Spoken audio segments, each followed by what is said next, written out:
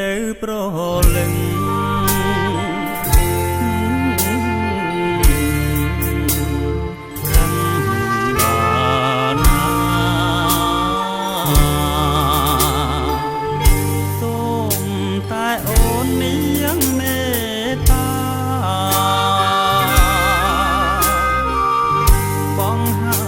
ទាំងត្រាមករកបងណា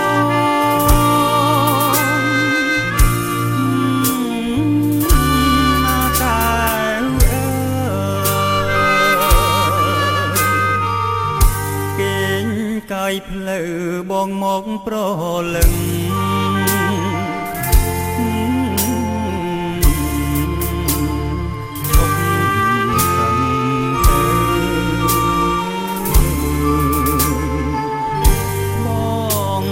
អើអែនក្នុងឲ្យបើ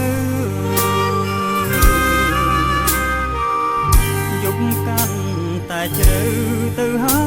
យណា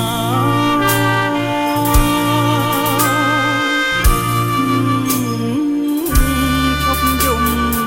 ទៅបើអូនមិនឈប់យំទេ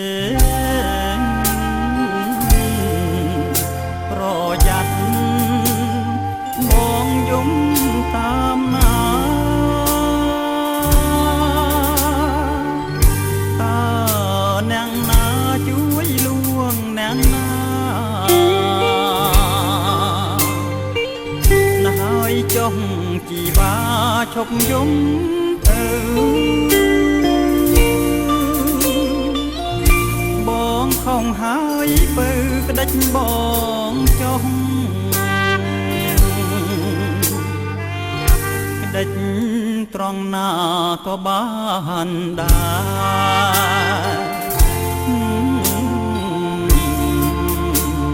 ក្តិចតាមចិត្តតែសូមអូននាងអាណិត